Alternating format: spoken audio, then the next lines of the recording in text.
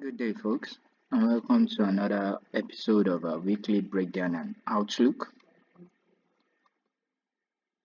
I wasn't on my desk in this last trading week because I was busy, so I didn't take any trades throughout the last trading week. But I'm going to go through the last trading week and say if there have been opportunities that things that I would have loved to see, things that I would have anticipated for the last trading week. Okay. And then on the left hand side, that's the euro against the dollar, and on the left, that is the dollar index. Looking at the right hand side, we saw that the dollar made another bullish week, another gain for the week, while the euro made, that was the last week, while the euro made a loss, like a bearish week, had a bearish week. And by looking at this, the euro missed this particular buy side liquidity, they didn't get to it, and then they are shedding all the way down. And this particular fair value gap for me, that's really tagged along here. Really tagged along here. That particular fair value gap for me has been invalidated. Because for me, if price tends for a BC, this is a BC, if price tends down and take out the low of that fair value gap, then the fair value gap gets invalidated. So for me, this particular fair value gap is no more valid. So I'll be looking and waiting for more lows. And the low hanging fruit target will be somewhere around this point. The low hanging target will be somewhere around this point, and maybe lower here. But for the next week, this will be like this particular one will be my main course, my main outlook, seeing how the market draw to this. Let me set it very well. Good. My target for the DXY alternately will be here. That will be what I'm expecting to see. And as we go to the lower time frame, we are going to understand why I'm anticipating targets of this. So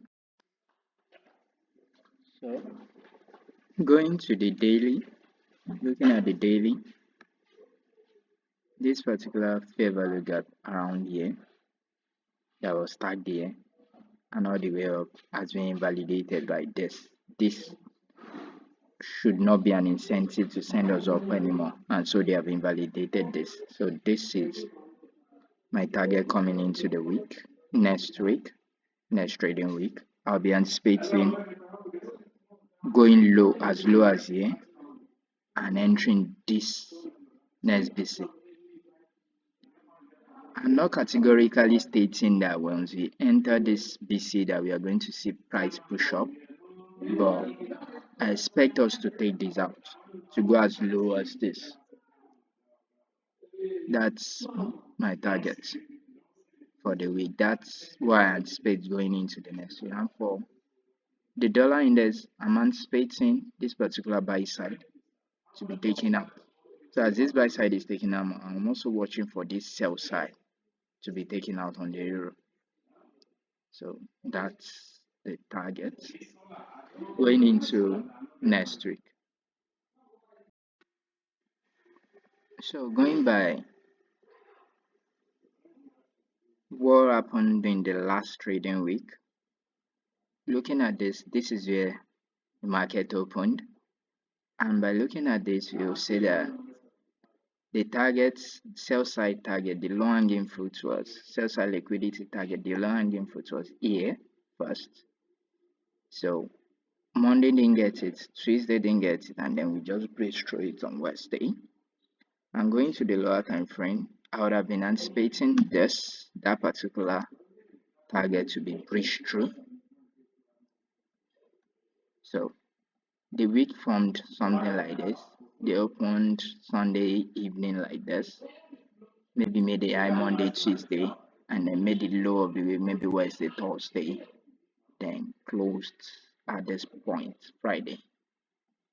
So it's something more like this. Monday, they opened. Monday, Tuesday, they formed this. Wednesday, Thursday, or maybe Friday, they can form this and then close.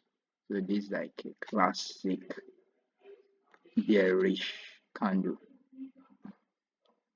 So with that being said, Friday didn't get that target, Monday didn't get it. They were only going up. All of this, you can look at it as more of a manipulation event, but this particular BCV is supporting the downward move with this particular liquidity target. I wouldn't have really wanted to trade this because looking at this, there's not really much anchor in the sense that the market has just been like ups and downs, there hasn't been like a really one-way direction in price, a really one-way big direction in price. This is the target.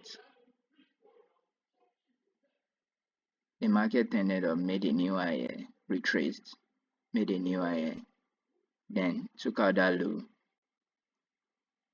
retraced that reversal move, and then went up, retraced a bit, went for more.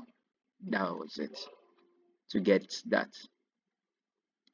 So the only times that trading would have been really making sense would have been here.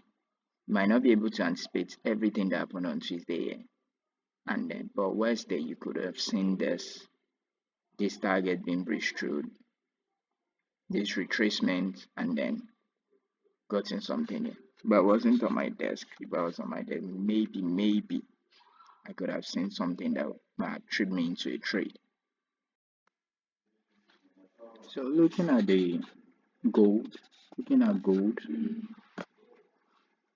I think in the last weekly outlook that I did, I gave you guys this particular BC to watch out for. I mentioned that this guy might not really get taken out, that we might tend to this BC and then maybe a reaction back up. But I didn't tell you that we'll start going all the way down.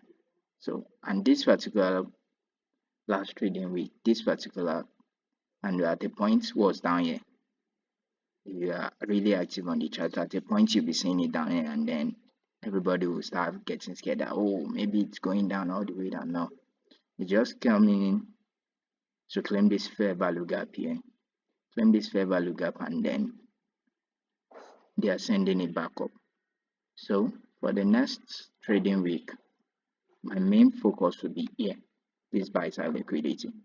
And I told you that, oh, I don't just believe that gold is just a bust, just like that oh, since we have made new desire all the way, run all the way up here, that maybe we start making lows. No, it's not. The data hasn't been presented yet to me for me to say, oh, we should start seeing lows. So this is for the next trading week. This is my main target for gold. I'm waiting for them to run out this buy side liquidity. So going to the lower time frame, seeing what happened for the last week, we saw this particular shedding down for the week, going all the way into, if you fine tune it, this is the particular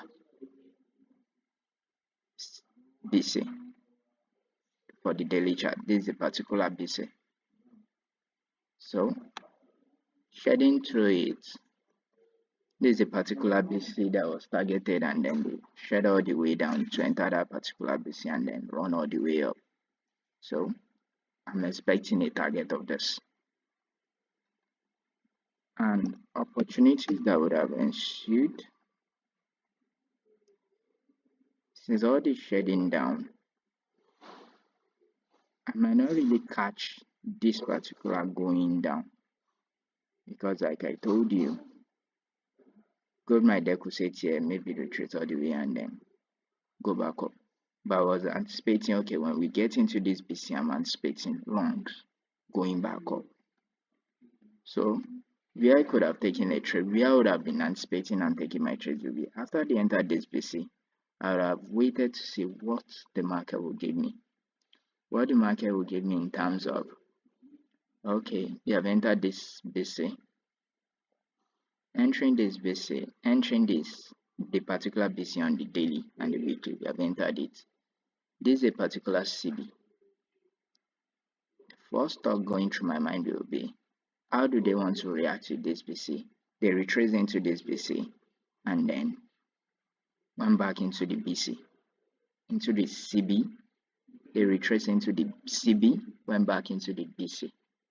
So going back into the BC and then the news that happened, the first went down, came back up, and then they started the journey. This point would have been a logical place to trade.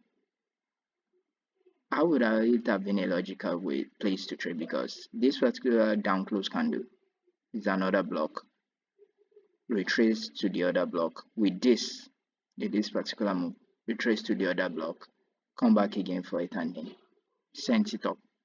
Sending it up, if you go to the lower time frame, there will even be plethora of things that you'll see. Way more. Going to the 15 minutes, this particular series of down close candles, 1, 2, 3, 4, they are the bullish order block. So after this sending up, they came the other block paired with the BC, this particular BC, price of calls in fractals, paired with this particular BC. Look at the BC supporting us, the weekly and the daily BC supporting us, paired with this particular BC, paired with this particular BC, this one, BC, and then descending up. This is a particular trade. This is one where you could have taken it. Stop loss would have been here. 611. You could have taken a trade and stop loss would have been here. Now if we go below this, then most likely you're wrong about the trade. So with that, and then the tending up. The tending up for me would have started from here. I would have anticipated if they are going to go more, then the first tending up area would have been, if you can't take a trade here, you could have waited for this CB to be invalidated. That's when they take out the top. And they take out the top of this particular candle. This is the CB. And they take out the top of this particular candle. You could have waited. That means it has gotten invalidated. And then this particular BC would have been a point of contact for me. Point of contact in the sense that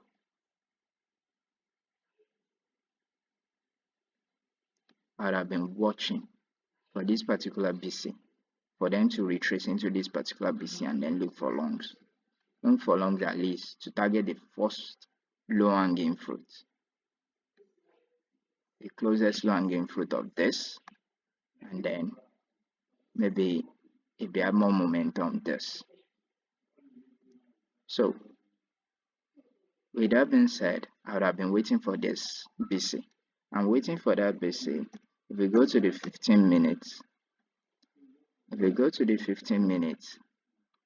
this will have been it. Wait for that BC, there is a particular small BC here. All the small BC retrace into this small BC. They sent it up, they didn't meet up to this particular point, came down to meet the other block. After meeting the other block and then sending it back. If you are like uncomfortable with taking a trade here, after coming to meet this other block and then you see them sending it back, there are other valid points. This has been taken out, so market structure shift has occurred. Retracement, you can take a trade inside this BC. This particular small one. Let me clean it up So very well. This particular small one here, a trade can be taken. Let me try it out. I'm so used to just not drawing it out. I'll just know this particular one could have been taken, and then for longs, sending it up, retracement, this down close candle, these two, they are the other block. So you could have taken a trade on the other block or inside this big BC, another fair value gap. The trade can be paired with for more till we get to this target. Getting to this target, that's fine. You can be done with your trade. And that's it. It's not until you have to look for the golden source, the most beautiful kind of trade before you get it right. You can just take this. Oh, and if you say, oh, this is high on a 15 minutes. This is high on a 15 minute, going to the 5 minutes.